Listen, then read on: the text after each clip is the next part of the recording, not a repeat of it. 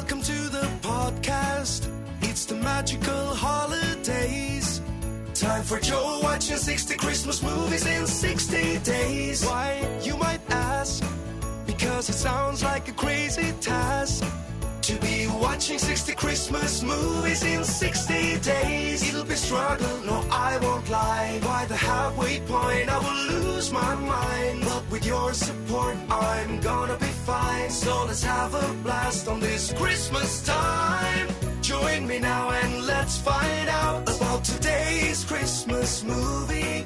Was it good or bad? Happy or sad? Is there another dead mom and dad? Let's get to it with no delay. It's your old pal Joe and he's happy to say welcome to Joe watches 60 Christmas movies in 60 days. How's it going, everybody? It's me, it's your old pal Joe, and welcome to episode 38 of Joe watches 60 Christmas movies in 60 days. Welcome aboard to episode 38. We've made it here together. Is there a percentage that it's worth noting? No. We are 2 movies away from being 2/3 done, 66% done, so that's something. But we're not there yet. We can't celebrate. Let's talk about instead our fantastic sponsor, Third Eye Comics. Third Eye Comics, they have everything you need in the world of comics, graphic novels, tabletop gaming, gaming equipment, music, movies, and more. Whatever you need in the world of pop culture, I'm sure they have it for you. And if they don't have it, they have something very similar that will suffice. I'm sure of it. You can visit them at any of the stores in the DC, Maryland, Virginia area, or you can visit them online at shop.thirdeyecomics.com. That is shop.thirdeyecomics.com. Support them because they are supporting me. Now let's talk about today's movie. Today's movie is Destined at Christmas 2, Christmas Once More. I watched the first one of these movies the last time I did one of these 60 and 60 deals. I think it was 2 years ago. And it was fine. I remember it being fine. But the whole idea is that it's, there's 2 people. Are they going to get together? Are they not going to get together? That's, it's the standard gimmick. But there were some tropes that they have brought back to be inside of this. When I say tropes, I just mean within the world of this specific movie, not like in movies in general. Anyway, I saw I'm yawning. Yeah, I saw that there was a sequel to that movie, and I thought, shit, why not watch it? Why not go ahead and watch this movie? And because it'll be fun that I've already watched the first one, and if you're curious, you can listen to them back to back. So the last movie, basically what happened, it was called Destined at Christmas. And it started out with a woman named Kim and a guy named Theo meeting on a Black Friday sales excursion. They were going to a store. They just happened to meet in line at the store. And they hit it off immediately. They go and they get some, early morning, post-midnight breakfast. Then they go to one more store. And while they're in that store, they get separated by a power outage. And they just can't find each other. And so you think that the movie's going to be about them finding each other because they're destined to be together at Christmas. But then they find each other within about 10-15 minutes. And the rest of the movie is just about them spending time together in the build-up to the holidays and trying to figure out if this is something serious or not. Maybe I'm wrong. Maybe it took them longer to find each other in that movie. But I kind of feel like it didn't. It doesn't matter. This movie follows them 1 year later. They've been dating for 1 year. And we're catching up with them and seeing what's going on. And obviously it's building towards a possible wedding between the two. So that's the story of Theo and Kim, how they met. And we jump ahead to Theo has a daughter. I forget the daughter's name. I only call her daughter in this. No disrespect to the actress that portrayed the daughter. But unfortunately, I only called your character daughter in these notes. We start with 1 year later, letting us know that we're 1 year after the events of the first movie, with Theo reminding Kim that it was 1 year ago that they met. They kiss. Then the friends, there's also friends on both sides. On Theo's side, there's his brother Hunter and Hunter's wife Alyssa. They have a new baby in this story. And then on Kim's side, there's her friend whose name escapes me. And basically her friend's family. They don't really play much into this. It's mostly just her friend. So that's everybody. So the people that were there last year, they're all hanging out for this Thanksgiving dinner, and it's time now to go out shopping for Black Friday. Theo and Kim make plans to meet up later on because they're going with different people. Kim's going off with her friend Vicky. There it is, Vicky. And Theo's going off with his brother Hunter. We jump ahead, and with both groups during their shopping trips, we find out Hunter has a baby. Back to Kim and Vicky. I think she might have been pregnant in the last movie. Maybe they announced the pregnancy in the last movie. I don't know. Back to Kim and Vicky. Kim wonders if she should get Theo something big for Christmas since they've been dating for a year. Vicky says it depends on what kind of guy Theo is. She talks about how her husband, she found out, he doesn't really like big presents. He just wants lots of presents. And I thought, well, that seems kind of weird. So basically that's what she means about what kind of guy he is. Is he a big present guy or is he a multiple present guy? Back to Theo and Hunter. We find out Theo has one more stop. The jewelry store. Hunter asks, wait, is it what I think it is? And Theo's all like, yeah. And he goes, wait, are you ready for this? Theo is sure he is. He's known he's ready for a while, but just hasn't asked, what's her name, Kim yet. He's planning to take her to her favorite restaurant the following Monday and ask her there. And Hunter's like, wait, who gets engaged on a Monday? And this genuinely seems to throw Theo off. We jump over to Theo picking up his ring. And then over to him getting home from the shopping trip. He hears his daughter and Kim arrive. Hurriedly hides the ring. After Kim leaves, his daughter asks if he got it. Did you get it? He did. He shows his daughter the ring. His daughter loves it. It's so sparkly. One of the things I appreciated about this movie was that the proposal wasn't a secret from everybody. It's really only a secret from Kim, the person he's going to propose to, which makes sense to me. I like that his daughter knows about it. It just made it seem like it made it seem like a more natural story. Next up, we visit Theo's mom. She asks, everybody's there. She asks Kim if it would be cool if they could have an early Thanksgiving dinner, Christmas dinner, with her family. The two families basically having an early Christmas dinner. Because guess what Theo's mom is doing for Christmas instead of being home for the holidays? Guess what? I'm going to give you one guess. Guess. Nope. It's a Christmas cruise. Maybe you guessed a Christmas cruise. You should have. That's right. Theo's mom is going on a Christmas cruise. And when I heard this, I got livid. Because for years, I would watch these movies hoping people would talk about Christmas cruises, and nobody talked about them at all. But this year alone, I have gotten like 4 or 5 movies with references to Christmas cruises. It's been wonderful. Anyway, they go ahead and make plans to have Christmas dinner early so that Theo's mom can participate on the 20th of December. Theo asks Kim if she's free on Monday because he has a special date planned, although she doesn't know it's special. She sure is. We jump over to a museum where Kim works because she's a paleontologist. She has a big presentation going on, and now we're over at Theo at his carpentry company. I think it's just to establish what they do for a living. Theo owns a carpentry company, and Kim is a paleontologist who works at a museum. She gives tours, she gives classes, things of that nature. Anyway, it's time for dinner. It's time for the proposal dinner. Theo tries to figure out what to wear, and his daughter helps him pick out a good shirt. Cut to the restaurant. Is Theo going to pull the trigger? Well, he's very nervous. Kim explains that she got good news that day. She got the grant money that she was applied for. She was awarded this grant. It's a huge day for her. It's going to make a big difference in what she can do and who she can hire and all this stuff. She's over the moon about all of this. But this also makes him a little worried that maybe he's going to ruin her big moment if he proposes to her, so he puts the ring away. Cut to him explaining to his daughter that it didn't feel like it was the right time to do the proposal. It's just that Kim was so excited about her big work deal, he didn't want to take anything away from it. We then jump over to Kim and her buddy Vicky decorating Kim's house for Christmas. Kim mentions that Theo's mom wanted to have that early dinner. Vicky replies, wow, she's really adopting you into the family. And I'm like, Vicky, it's been a year.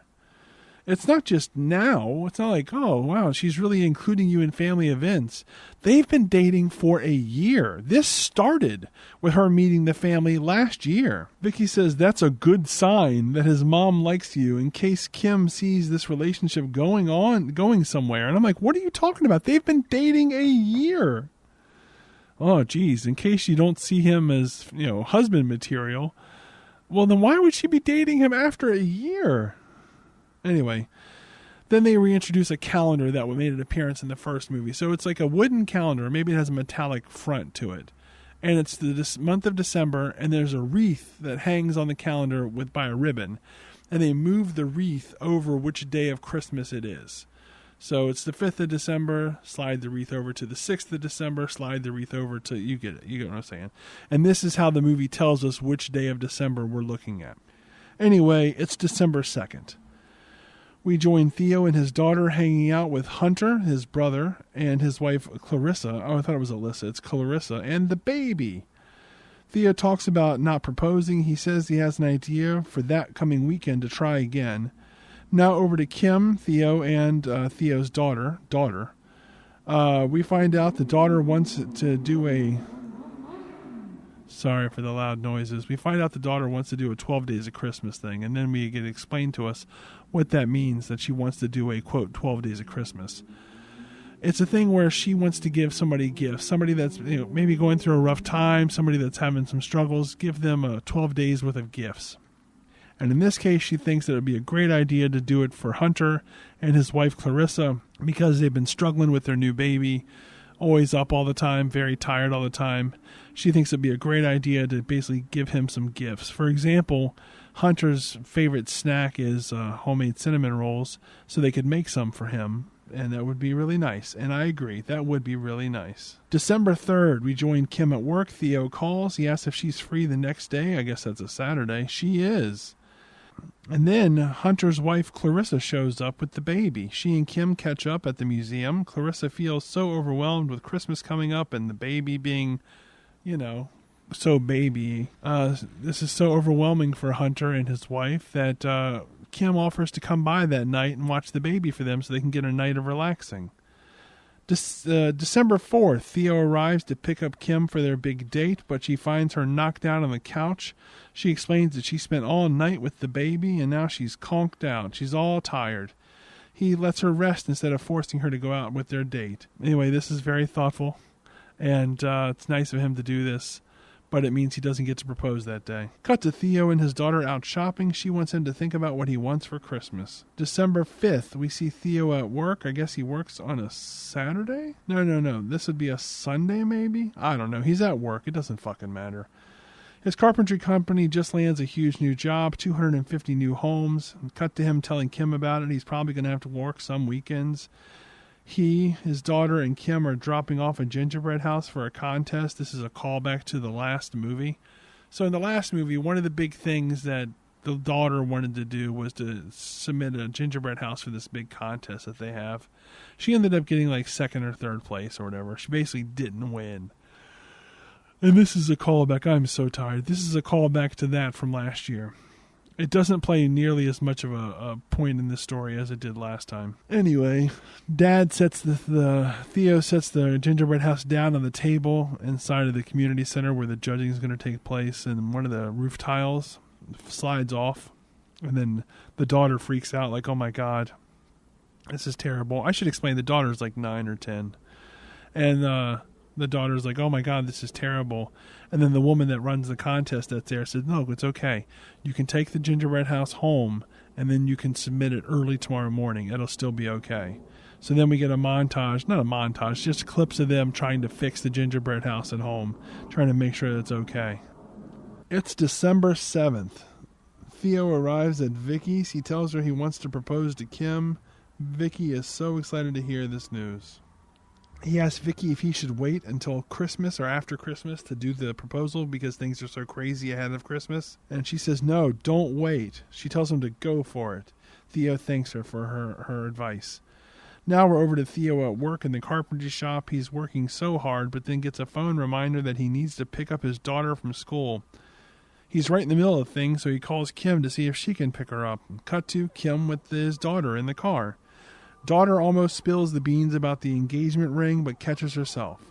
December 11th, Theo and Vicky brought their daughters to the museum and find Kim working there. She takes the girls to see a T-Rex, which leaves Vicky to ask Theo if he has the ring on him. Apparently, that's right, he told her he was going to propose. Anyway, says, "Do you have the ring on you?" And he does, so he shows it to her, and she loves it.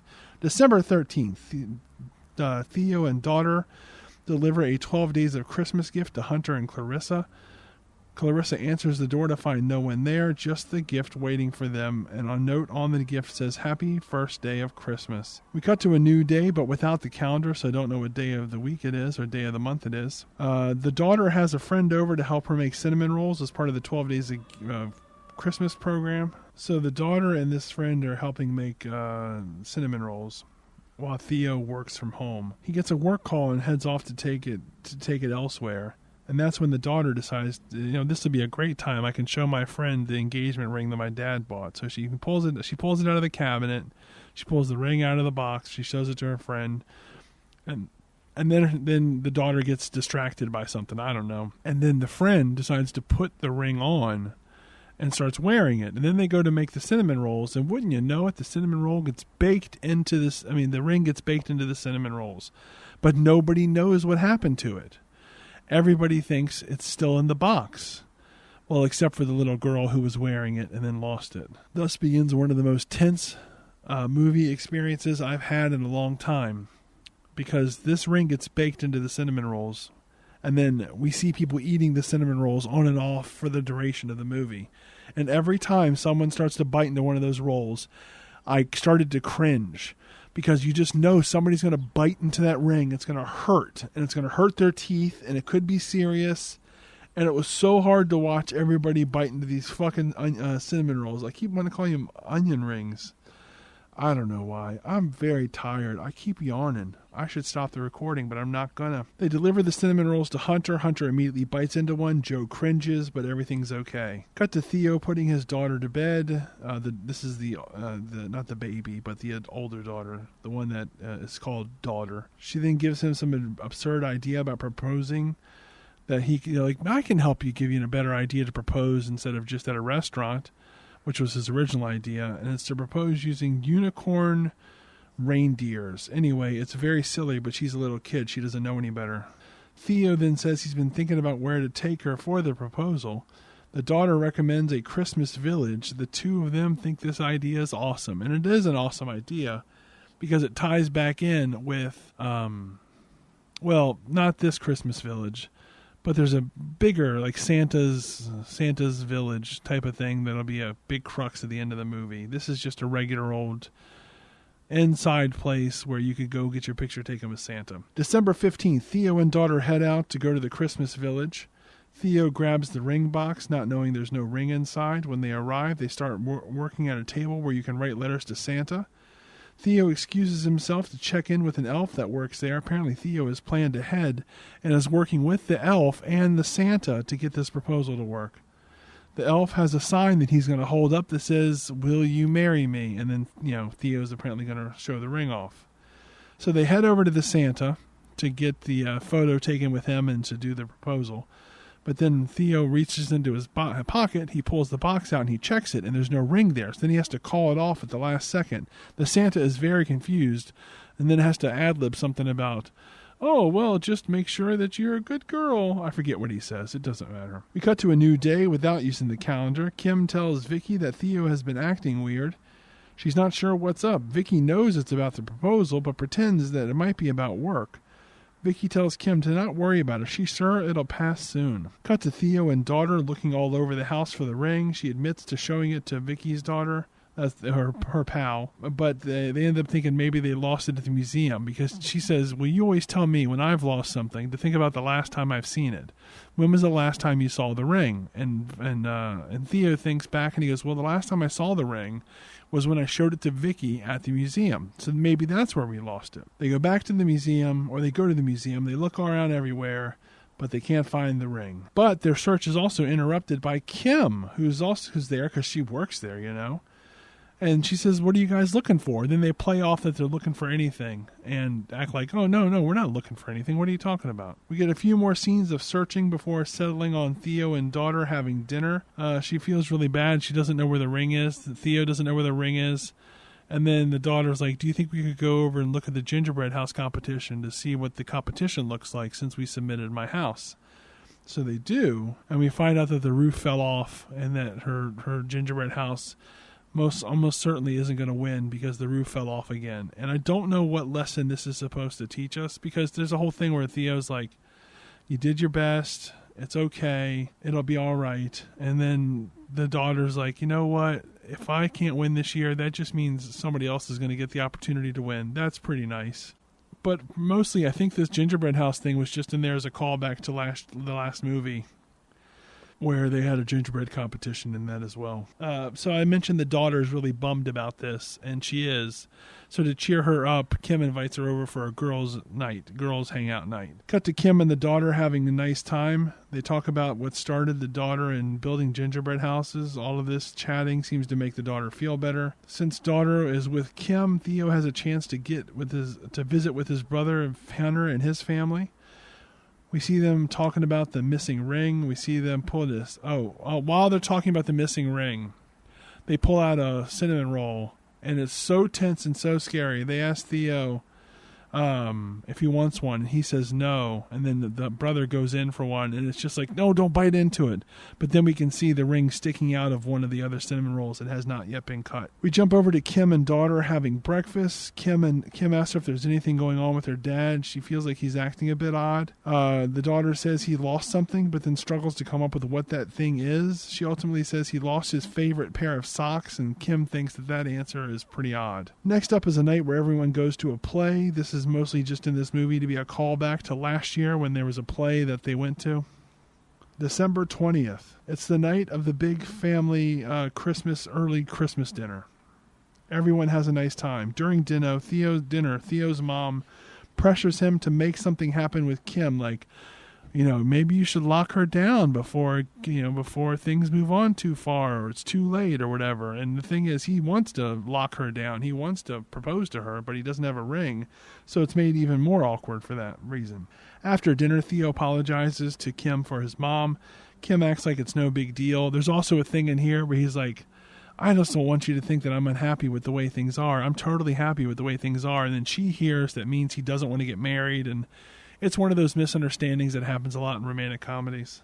December 21st. Kim talks to Vicky about the dinner episode. She thinks their conversation shows her that Theo is not ready to get married. She convinces herself that it's okay, even though she's really disappointed. Cut to Vicky telling Theo that he needs to fix this. He needs to fix this immediately, because now she thinks you don't want to get married. He takes his advice to heart, although it doesn't really matter because he still can't find the ring. Cut to Theo talking to Hunter. Hunter offers Theo a cinnamon roll, and in a build-up that is far more tense than it needs to be, we watch as Theo takes bite after bite after bite from the cinnamon roll that has the ring in it before eventually he bites down on the ring in the cinnamon roll. He yelps, ow, but then just focus on the fact that he found the ring, and then we move on. It was so uncomfortable to watch him biting down, knowing that ring was coming. So now he has the ring. He's excited to propose. He goes over to Kim's place, but she's not home. He tries to call her, but then we see that she's in her office wearing headphones and doesn't see that her phone's ringing. And now it's December 23rd. So that means that whole night passed without her reaching out to her boyfriend of a year after she saw that he had called her. Anyway, cut to Kim and her mom finishing up some last-minute shopping. Kim talks about the thing from the family dinner again, which is just like this legendary incident now. Her mom tells her, if you do in fact want to get married to Theo, you should make sure he knows that. Cut to Theo and daughter hanging out with Hunter and Alyssa. They tell him to propose the next night at this big event called the Santa Send-Off, which is the thing I mentioned before. It's an outdoor Christmassy Santa event. It's also in the first movie. December 24th, Theo lets his daughter open one gift. It's a cool bag. She gets him to open a gift that she got for him. It's a picture frame that she made in school.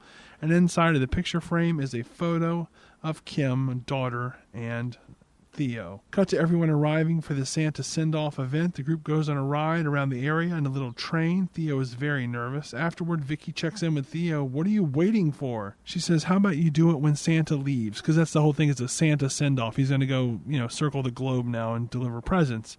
And so they pretend that the Santa there is actually leaving to go do this. And she says, when that's happening, everybody's paying attention to Santa. They won't be paying attention to you, and you have your opportunity to propose to her. He thinks that's a great idea. We cut right to that moment. He proposes to Kim with almost no build-up compared to how the rest of the movie has been working. He tells Kim that he's tried and planned for this for a while, but it's been one disaster after another. He eventually just blurts it out, "Will you marry me?" She says she's wanted the same thing for a while now, that she's wanted to marry him. She loves him, and the answer is yes. They kiss. Then everyone of the family comes out and celebrates. This movie had so much build-up to this proposal, and then the proposal just kind of happens out of nowhere. Oh, well, that's this movie. That's episode 38 of Destined 2, Christmas Once More. Is that what it is? Christmas Once More. So, yeah, the official title is Destined at Christmas 2, but it's only ever called Destined 2, which is just funny to me. If you have any questions or comments, you can reach me on social media at JOEMOC. I guess that's it. I'm tired. I'm going to make this the last recording I do today because I have one more I could do, but I am just too wiped out. So the next time you hear my voice, it will be on a fresh new day. In the meantime, in between time, take care, and I'll talk to you next time.